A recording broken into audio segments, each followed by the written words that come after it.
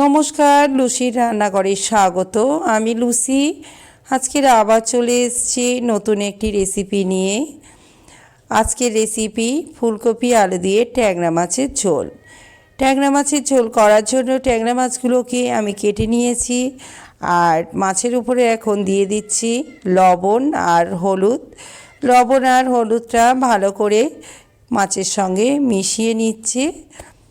এবার গ্যাসেতে একটা কড়া বসিয়ে দিয়েছি। কড়াতে নিয়ে নিচ্ছি পরিমাণ মতো তেল। তেলটাকে গরম হতে দিয়েছি। এবারে দিয়ে দিচ্ছি মাছগুলোকে আমি প্রথমে এক পিঠ ভেজে নেব, তারপরে মাছটাকে উল্টিয়ে অপর পিঠ ভেজে নেব। এদিকে আর একটা কড়া নিয়ে নিয়েছি, আর কড়াতে নিয়ে নিচ্ছি তেল। তেলের মধ্যে এখন আমি দিয়ে দিচ্ছি ফুলকপির টুকরোগুলোকে। প্রথমে আমি ফুলকপিগুলোকে ভেজে নিচ্ছি। ফুলকপিটাকে আমি হালকা করে ভাপিয়ে নিয়েছিলাম। আপনারা যদি না ভাপাতে চান এমনি গোটা কাঁচা ফুলকপি দিতে পারেন। ফুলকপির মধ্যে এখন দিয়ে দিয়েছি সামান্য পরিমাণে লবণ আর হলুদ। ফুলকপিটা এভাবে এখন আমি ভেজে নেব। এদিকে মাছগুলো এক পিঠ ভাজা হয়ে গিয়েছে। এখন আমি মাছগুলোকে উল্টিয়ে দিচ্ছি। একইভাবে অপর পিঠটাকেও এরকম লাল করে আমি ভেজে নেব।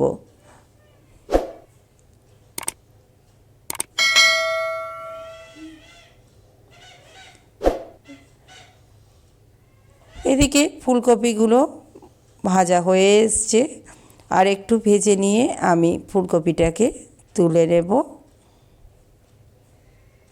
ফুলকপিগুলোকে অন্য একটা পাত্রের মধ্যে তুলে নিচ্ছি।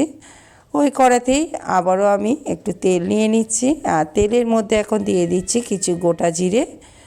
ফোড়নটাকে একটু ভেজে নিচ্ছি। এবারে দিয়ে দিচ্ছি দুটো চেরা করা কাঁচা লঙ্কা। এবারে দিয়ে দিচ্ছি আলু আর মটরশুঁটিগুলোকেও আমি একটু ভাপিয়ে নিয়েছিলাম। এবার আলু আর মটরশুঁটিটাকে কিছুক্ষণ ধরে ভেজে নেব। এদিকে মাছগুলো দুপিঠ ভাজা হয়ে গিয়েছে। এখন আমি মাছগুলোকে অন্য একটা পাত্রের মধ্যে তুলে নিচ্ছি। মাছগুলোকে তুলে নিয়েছি। আলু আর মটরশুঁটিটা বেশ কিছুক্ষণ ভেজে নিয়েছি। এখন দিয়ে দিচ্ছি টমেটো। আমি এখানে একটা টমেটোকে ছোট ছোট করে কুচিয়ে নিয়েছি। টমেটোটাকে এখন কিছুক্ষণ ধরে আমি ভেজে নেব। টমেটোর কাঁচা গন্ধটা যতক্ষণ না যাচ্ছে ততক্ষণ পর্যন্ত ভাজতে থাকবো।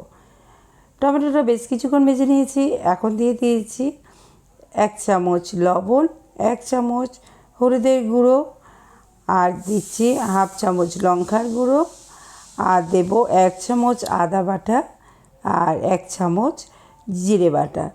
বন্ধুরা, লবণটা আপনারা স্বাদ মতো দেবেন।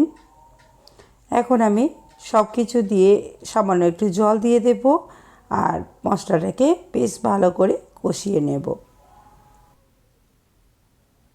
বেশ কিছুক্ষণ ধরে মশলার সঙ্গে আলুটাকে আমি কষিয়ে নিয়েছি। এখন আমি দিয়ে দেব পরিমাণ মতো জল। যেহেতু আগে থেকে আমি আলুটাকে ভাপিয়ে নিয়েছিলাম, খুব বেশি জল দেব না, পরিমাণ মতো জল দিয়ে আমি ঝোলটাকে ফুটিয়ে নেব। আর ঝোলটা বেশ কিছুক্ষণ ফুটে উঠলে আমি ওপর থেকে দিয়ে দেব মাছগুলোকে। বন্ধুরা, আজকের আমার এই রেসিপিটি আপনাদের কেমন লাগলো তা কমেন্টের মাধ্যমে জানাবেন। আমার রেসিপি যদি আপনাদের ভালো লেগে থাকে আমার ভিডিওটিতে একটি লাইক করবেন, অন্য বন্ধুদের সাথে শেয়ার করবেন।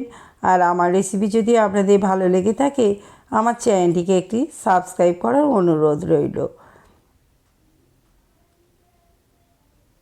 জলটা বেশ কিছুক্ষণ ফুটে উঠেছে।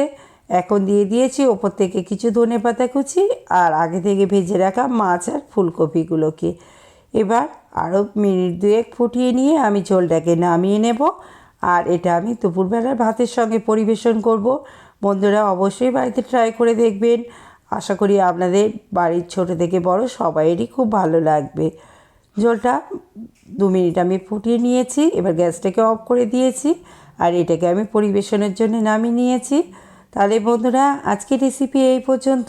আবার ফিরে আসবো অন্য কোনো দিন অন্য কোনো রেসিপি নিয়ে।